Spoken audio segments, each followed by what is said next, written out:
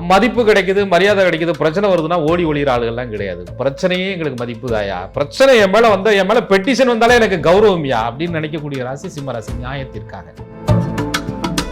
வேலை நான் பார்ப்பேன், பிரச்சனையை நான் டீல் பண்ணுவேன், எதுக்கு எடுத்தாலும் நான் பதில் சொல்வேன், உன்னை நான் எல்லா விஷயத்திலையும் முன்னாடி நின்று காப்பாற்றுவேன், பேரு நீ வாங்கிட்டு போவ, ஸ்டிக்கர் நீ ஒட்டுவ, நான் என்ன சொம்பையா அப்படின்னு கேட்கக்கூடிய ஒரு ராசி சிம்ம ராசிக்காரர். அதனால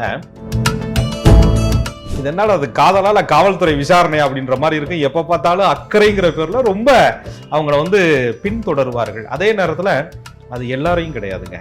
உங்களுக்கு ரொம்ப பிடிச்சிருந்தா அவங்க என்ன பண்றீங்க ஏது எப்படின்னு அந்த அக்கறையை கொடுத்து கொண்டே இருக்கக்கூடிய ஒரு ராசி சிம்ம ராசி. தன்னை நம்பிய ஒரு நண்பனை சிம்மராசிக்காரர்கள் எந்த இடத்திலும் இழக்க மாட்டார்கள், விட்டு கொடுக்க மாட்டார்கள், நண்பன் காயப்படுவதை பார்த்து கொண்டு தயங்கி நிற்க மாட்டார்கள். அதுதான் சிம்மராசியினுடைய நட்பு. ஆனா என்ன முடிவு தெரியுங்களா, என்ன விஷயம் தெரியுங்களா, இவங்க எடுக்கக்கூடிய அந்த முடிவுகள், அந்த இழப்பு ஏற்படும் போது இவங்க எடுக்கக்கூடிய டிசிஷன் ஆபத்தாகிற மாதிரி தெரியும் கண்ணுக்கு. ரிஸ்க் ஓவரா எடுக்கிறாங்களோ அப்படிங்கிற மாதிரி தோணும். வேணா பின்வாங்கிடுவோம், இதுவரை ஏற்பட்ட நஷ்டமே போதும் அப்படின்னு தொழில் கூட்டாளி சொல்லும் பொழுது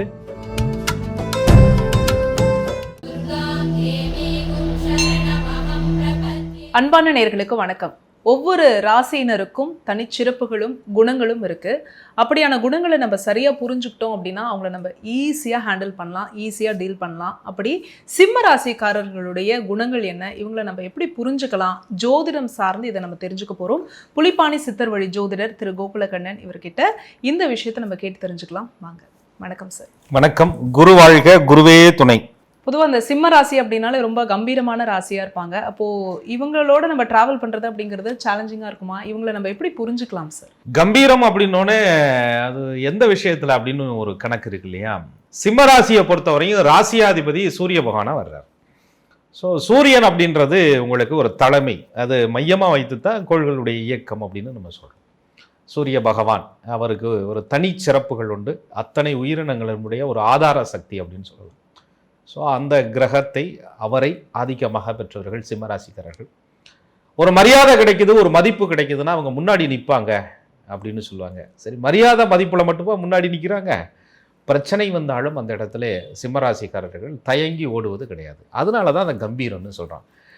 மதிப்பு கிடைக்குது, மரியாதை கிடைக்குது, பிரச்சனை வருதுன்னா ஓடி ஒளிகிற ஆளுகள்லாம் கிடையாது. பிரச்சனையே எங்களுக்கு மதிப்பு தாயா, பிரச்சனை என் மேல வந்தா என் மேல பெட்டிஷன் வந்தாலே எனக்கு கௌரவம்யா அப்படின்னு நினைக்கக்கூடிய ராசி சிம்ம ராசி. நியாயத்திற்காக அப்ப எந்த ஒரு விஷயத்தையுமே அவங்கள்ட்ட தன்னம்பிக்கையோட, ஒரு நம்பிக்கையோட, ஒரு மதிப்போட, ஒரு என்னை முன்னிலைப்படுத்தணும் அப்படின்னு நினைக்கக்கூடிய ஒரு ராசி. என்னை முன்னாடி நின்று நான் செய்யணும்யா, தலைமை தாங்கணும்யா. அதனால சிம்மராசிக்காரர்களை பொதுவாக நான் சொல்வது உண்டு, தலைமை இவர்களுக்கு பிடிக்குதோ இல்லையோ, தலைமைக்கு இவர்களை ரொம்ப பிடிக்கும். பெரும்பான்மையாக தலைமையாக இருக்க வேண்டும் என்று சிந்திக்கக்கூடிய ஒரு ராசி சிம்மராசிக்காரர்கள். அப்ப சில பழக்கவழக்க அமைப்புகள்ல சிம்மராசிக்காரர்களை சிலர் சொல்வது உண்டு, இவங்க என்ன எதுக்கு எடுத்தாலும் நான் தான் முன்னாடி நிற்கிறாங்க அப்படின்னு சொல்லும்போது அதுல சில நியாயங்கள் ஒளிந்திருக்கு. வேலை நான் பார்ப்பேன், பிரச்சனையை நான் டீல் பண்ணுவேன், எதுக்கு எடுத்தாலும் நான் பதில் சொல்வேன், உன்னை நான் எல்லா விஷயத்திலையும் முன்னாடி நின்று காப்பாற்றுவேன், பேரு நீ வாங்கிட்டு போவ, ஸ்டிக்கர் நீ ஒட்டுவ, நான் என்ன சொம்பையா அப்படின்னு கேட்கக்கூடிய ஒரு ராசி சிம்மராசிக்காரர். அதனால நான் என்ன செய்யறேன் அப்படின்றத என்னைய விட நீ புரிஞ்சு வச்சிருக்கணும், எனக்கான மதிப்பை நீங்க கண்டிப்பா கொடுக்கணும், அந்த இடத்துல நான் வேலை வைப்பேன், நீங்க பேர் வாங்குறதுக்குலாம் நம்மளால முடியாது சாமி அப்படின்னு நினைக்கக்கூடிய தன்மை இருப்பதுனால பார்ப்பவர்களுடைய கண்ணுக்கு இவங்க யூகோ பிடிச்சவங்க, வரட்டு கௌரவமா இருக்கிறாங்க அப்படின்னு நினைக்க தோணும். எனக்கான நியாயத்தை நான் வாங்கி பெறேன், எனக்கான மதிப்பு கிடைக்குன்னு நினைக்கிறேன், எனக்கான உரிமை இருக்கணும்னு நினைக்கிறேன், அது உன் கண்ணுக்கு ஈகோப்பட்டா எனக்கு என்னையா அப்படின்னு சொல்லக்கூடிய தன்மை இருப்பதனால கம்பீர ராசி. இந்த ராசி எப்பயுமே புகழை விரும்பக்கூடிய ராசி, மரியாதையை விரும்பக்கூடிய ஒரு ராசி அப்படின்னு காலச்சக்கரத்திற்கு பூர்வ புண்ணிய வீடு அப்படின்னு சொல்லி 5வது பாவகம் ஜோதிடத்திலே திரிகோண பாவகம், காலச்சக்கரத்தினுடைய திரிகோண பாவகம் ஒரு அக்னி ராசி, அக்னி கிரகம் வீற்றிருக்கக்கூடிய ஒரு அற்புதமான ராசி அப்படின்னு சொல்லலாம். ஸோ இவங்கள்ட்ட டீல் பண்ணுறதுல, இவங்களை புரிஞ்சுக்கிறதுல ரொம்ப சிம்பிள் தாங்க. ஒரு நண்பனாக பழகுனீங்கனாலும் சரி, காதலனாக இருந்தீங்கனாலும் சரி, குடும்ப உறுப்பினராக குடும்ப வாழ்க்கையில் இருந்தீங்கனாலும் சரி, அல்லது தொழில் கூட்டாளிகளாக இருந்தாலும் சரி, பன்முகமான முகங்களெல்லாம் இவங்கள்ட்ட நீங்கள் பார்க்க வேண்டியதில்லை. ஒரே முகம்தான். அதை சரியாக ஒருத்தர் புரிஞ்சுக்கிட்டா இவங்களோட அழகாக ட்ராவல் பண்ணலாம். சிம்மத்தை புரிஞ்சுக்கிறது அப்படிங்கிறது மிக மிக சுலபம், மிக மிக எளிது. ஏன்னு சொன்னால் பெரும்பான்மையாக அவங்கள்ட்ட வந்து ரொம்ப ஆழம் பார்த்து ரொம்ப ரகசியம் பார்த்து ரொம்ப அப்படின்லாம் கிடையாது. மதிப்பு, மரியாதை, கௌரவம், இந்த லைன் தாங்க. இதை கரெக்டாக கொடுத்துட்டா சிம்மராசியை டீல் பண்ணுறதுனா அவங்க உங்களை டீல் பண்ணுற விதமே வேறு விதமாக இருக்கும். சிம்மராசிக்காரர்களுக்கு உண்டான மதிப்பையும் மரியாதையும் அவங்களுக்கு கொடுத்துட்டாலே அவங்க நம்மள நல்லா டீல் பண்ணுவாங்க அப்படின்னு சொன்னீங்க. காதல் விஷயத்துல சிம்மராசிக்காரர்களை எப்படி சார் டீல் பண்றது? சிம்மராசிக்காரர்களுடைய காதல் அப்படின்னு சொல்லக்கூடியது ரொம்ப அக்கறையா அதை எப்படி சொல்றதுன்னா மதிப்பாக நடத்துவாங்க அந்த விஷயத்தை வந்து. ஏன்னா எனக்கு மதிப்பு கிடைக்கணும் அப்படின்னு நினைக்கக்கூடிய ஒரு ராசியாக இருக்கும்போது அது மதிப்பு கொடுத்தா தான் மதிப்பு வரும் அப்படிங்கிறத தெளிவாக புரிஞ்சு வச்சுருப்பாங்க. அதே நேரத்தில் காதலர்கள் காதலி அந்த விஷயத்தில் வந்து ரொம்ப கேரிங். சாப்பிட்டியா, ஏன் சோகமாக இருக்க, ஏன் கோபமாக இருக்க, ஏன் அப்படி இருக்க அப்படின்னு சொல்லிட்டு அவங்களுடைய இயல்புத்தன்மை ஏதாவது சில மாறுதல்கள் இருந்தால் கூட இவங்களால தாங்கிக்க முடியாது. ஏதோ பிரச்சனை இருக்கே அப்படின்னு நினைப்பாங்க. அது கேள்வியாக கேட்பாங்க. சில நேரங்கள் சொல்வது உண்டு, வேடிக்கையாக கூட நினைப்பது உண்டு. சிம்மராசிக்காரருடைய காதல் என்பது இது என்னால் அது காதலால் காவல்துறை விசாரணை அப்படின்ற மாதிரி இருக்கும். எப்போ பார்த்தாலும் அக்கறைங்கிற பேரில் ரொம்ப அவங்கள வந்து பின்தொடருவார்கள். அதே நேரத்தில் அது எல்லாரையும் கிடையாதுங்க. இவங்களுக்கு ரொம்ப பிடிச்சிருந்தா அவங்க என்ன பண்ணுறீங்க, ஏது எப்படின்னு அந்த அக்கறையை வந்து கொடுத்து கொண்டே இருக்கக்கூடிய ஒரு ராசி சிம்ம ராசி. காவல்துறை மாதிரி அப்படின்னும் போது அப்ப சண்டை கூட அப்ப பெருசா தான் இருக்கும். ஆமா, உரிமை சண்டை இல்லையா, உரிமை சண்டை. இந்த சிம்மராசிக்காரர்கள் போடுவது நான் உன் மேல அக்கறை இருப்பேன், நான் இல்லாம வேற யார் இருப்பா அப்படின்னு சொல்லக்கூடியதைத்தான் அவர்கள் காதலாக நினைக்கிறாங்க. எனக்கு அவங்க ரொம்ப பிடிக்குது, அவங்க வாழ்க்கை நல்லா இருக்கும்னு நினைக்கிறேன், அவங்க சாப்பிடல, அவங்க கோபமாக இருக்காங்க, ஒரு மாதிரி டென்ஷனாக இருக்காங்கிறத நான் உணர்றேன், அதை கேள்வி கேட்கறது தப்பா அப்படின்னு நினைக்கக்கூடிய ஒரு ராசி சிம்ம ராசி. அதனால் தன்மேல் என்ன அக்கறை மதிப்பு இருக்கிறதோ அதை அடுத்தவர்கள் மேலும் அந்த அக்கறை மதிப்பு சில நேரங்களில் நம்ம சரியாக கொடுத்துடணும். பல நேரங்களில் அவர்கள் மனசு நோகாமல் நடந்துக்கணும் அப்படின்னு உள்ளுக்குள்ளே அவங்க வந்து ஒரு உரிமையாக எடுத்துக்கொள்வதனால தான் அந்த அக்கறைங்கிறது பார்ப்பவர்களுக்கு விசாரணை மாதிரியே சில நேரங்களில். அதே நேரத்தில் சிம்மராசிக்காரர்கள்ட்ட ஒரு குணம் உண்டுங்க. அவங்க செஞ்சது சின்ன விஷயமா இருந்தாலும் சரி, பிரம்மாண்ட சிந்தனையாக இருந்து தான் அதை பண்ணியிருப்பாங்க. அதை மற்றவங்க பாராட்டுறாங்களோ இல்லையோ, இவங்களை விரும்பக்கூடியவர்கள் பாராட்ட வேண்டும் என்று நினைப்பார்கள். அந்த நேரத்தில் சிம்மராசிக்காரர்களுடைய முகம் வந்து 1000 கோடி சூரியனை போன்று, சூரிய ஒளி போன்று பிரகாசிக்குமா. அந்த நேரத்தில் இவங்க மட்டும் கேட்குற கேள்விக்கு சரியாக பதில் சொல்லலை, அல்லது இவங்க சொன்னதுக்கு அப்புறம் தான் அவங்க பார்த்து பாராட்டுறாங்க அப்படிங்கிற ஒரு டைப் உள்ள ஆளுகளாக இருந்தால் அந்த நேரத்தில் தான் இவங்களுடைய கோபம் ஈகோ எல்லாம் அதிகமாகி, ஏண்டா வேற ஆள் வந்து இதை பாராட்டாம புகழாம போயிருந்தாலும் பரவாயில்ல, நேசிக்கிற ஒரு ஆளு யாருக்காக யாரு கண்ணுல படணும்னு இதெல்லாம் நான் செஞ்சேன்னா அவனே கண்டுக்கலன்னா அப்புறம் என்ன அப்படின்னு நினைக்கக்கூடிய ஒரு தன்மை வந்து சிம்மராசிக்காரர்கள்ட்ட இருக்கும். அதனால சிம்மராசிக்காரர்களை காதல் விஷயத்தில் பாராட்டுங்கள். அவங்களுக்கு பரிசு கொடுக்கலனாலும் பரவாயில்ல, மதிப்பை கொடுங்க, அவங்களுக்கு மரியாதையை கொடுங்க. அதை தான் சிம்மராசிக்காரர்கள் விரும்புவாங்களே தவிர நீங்கள் கொடுக்கக்கூடிய கோடி ரூபா பணமோ, நீங்கள் கொடுக்கக்கூடிய நேரமோ, நீங்கள் உங்களுடைய சின்ன சின்ன அந்த பரிசு பொருட்கள் அந்த எதெல்லாம் சிம்மராசிக்கு பிடிக்காது. அவர்கள் கேட்பது, என்னை நீ வேல்யூ பண்ணுறியா, நான் கவனிக்கலைனாலும் நீ என்னை கவனிக்கிறியா, நான் செஞ்ச சின்ன சின்ன விஷயத்தை அங்கீகரிக்கிறியா, பாராட்டுறியா. இதுதான் சிம்மராசிக்காரர்கள் காதல் விஷயத்தில் எதிர்பார்க்கக்கூடியது. ஒருவேளை சிம்மராசிக்காரர்களுக்கு நம்ம சரியா மரியாதையோ மதிப்போ கொடுக்கல அப்படின்னா அதிகமாக கோவப்படுவாங்களோ? இது அவங்களுடைய செல்ஃப் ரெஸ்பெக்ட் சார்ந்த விஷயங்க. அது எல்லாருக்கும் சுய மதிப்பு இருக்குதான். சிம்மராசிக்கு சும்மாவே ஆடு சலங்கையை கட்டி விட்டா, ஏன்னா கிரீடம் இல்லையா, பாசத்துலையும் சரி பகையிலையும் சரி ஒரு கை பார்த்துருவாங்க. அதுக்குன்னு காயப்படுத்திட்டீங்க கோவப்படுத்திட்டீங்கிறக்காக இவங்க நேசித்த ஆளுகளை உடனே விட்டுட்டுலாம் போயிட மாட்டாங்க. அந்த சிம்மராசிக்காரர்களுடைய கோபம் என்பது அப்படியே ஒரு 10 நிமிஷம் தான். ஆனால் அவங்களுடைய அன்பு என்பது ஆயுள் உள்ளவரை இருக்கும். அதனால அவங்களுடைய கோபத்தில் நியாயம் இருக்கும். பார்க்கறதுக்கு கத்துறது போல தான் தெரியும், கத்துறாங்க பேசுகிறாங்க அப்படிங்கிற. அவங்க சாதாரணமாக கோவப்படுறதே உங்களுக்கு கத்துறது மாதிரி கூட அவங்களுக்கு தெரியலாம். ஆனால் உங்களை நினைத்து அவர்கள் கவலைப்படுவார்கள். அந்த கத்துறதே உன்னை நினச்சி கவலைப்படுறது தாயா, நம்மளை நினைக்கிறாங்க இன்னும் அப்படின்னு நீங்கள் புரிஞ்சுக்கிட்டீங்கன்னா அவங்க காட்டக்கூடிய அந்த உரிமை பாசத்தை, அந்த உரிமை குரலை சிம்ம குரலாக நினச்சிட்டு நீங்கள் கடந்து போயிட்டீங்கன்னா வாழ்க்கை என்பது, காதல் என்பது, நட்பு என்பது எல்லா விதத்துலையும் சிம்மராசிக்காரங்க உங்களை விட்டே கொடுக்க மாட்டாங்க. உங்களை கெட்டியாக அவங்க காப்பாற்றுவாங்க.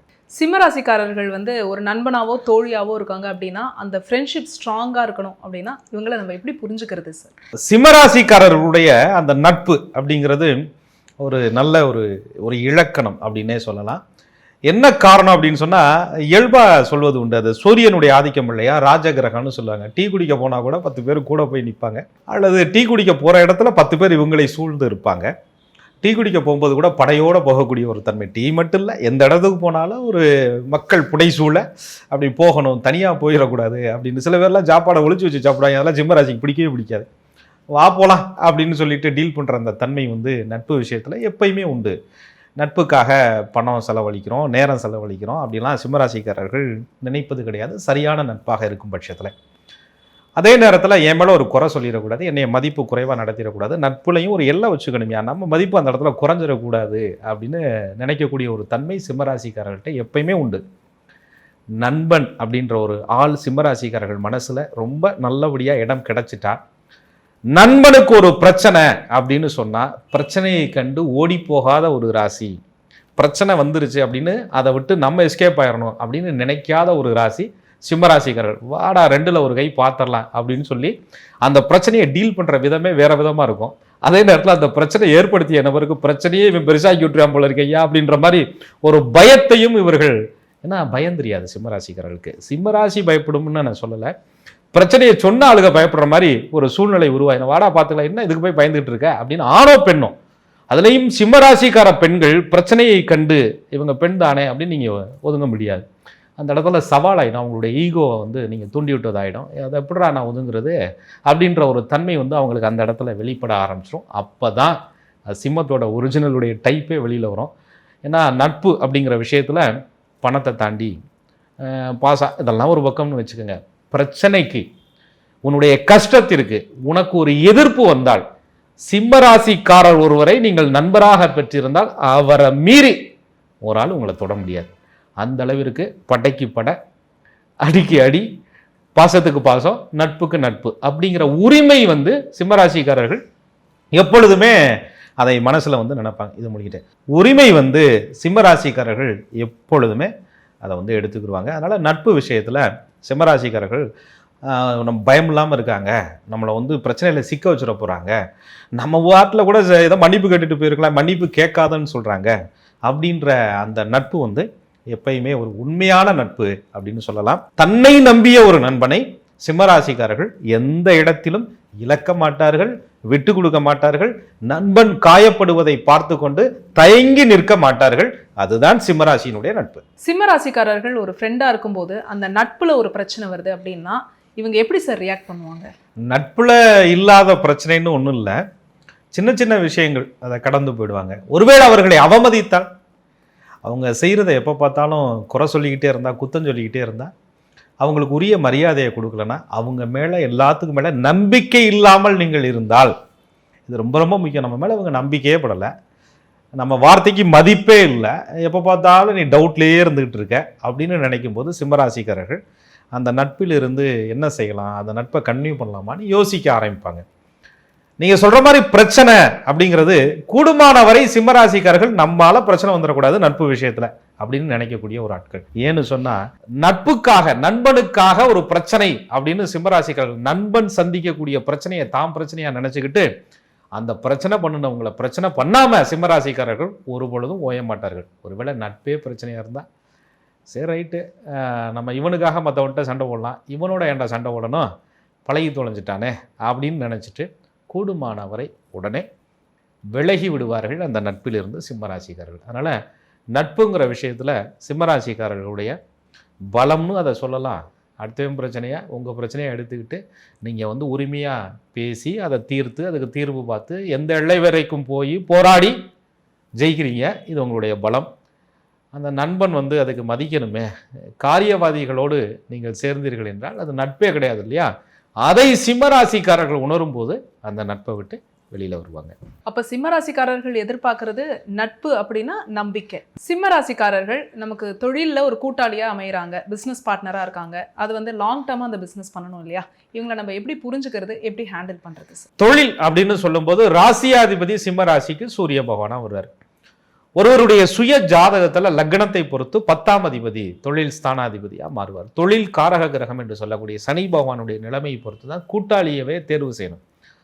சிம்மராசிக்காரர்கள் ஒரு தொழில் கூட்டாளியை தேர்வு செய்யும் பொழுது இவங்களை தொழில் கூட்டாளியாக யார் தேர்வு செய்கிறாங்கிறது முக்கியம் இல்லை, இவங்க யாரை தேர்வு செய்கிறாங்கிறது முக்கியமாக அமையும். இவங்க ராசிக்கு நட்பு ராசின்னு நீங்கள் செலக்ட் பண்ணியிருப்பீங்க, ஆனால் லக்னத்திற்கு அது பாதிப்பான கிரகமாக அமர்ந்தால் அது ஒரு மாதிரி இடிச்சுக்கிட்டு நிற்கும். ஏன்னா சிம்மராசிக்காரர்கள் எதையுமே வேலை பார்த்தோம், சம்பளம் வந்துச்சு, தொழில் பண்ணோம், ஓரளவு வாழ்ந்துட்டோம்யா அப்படின்னு இருக்காது. பெரிய பிரம்மாண்டம், பெரிய சிந்தனை.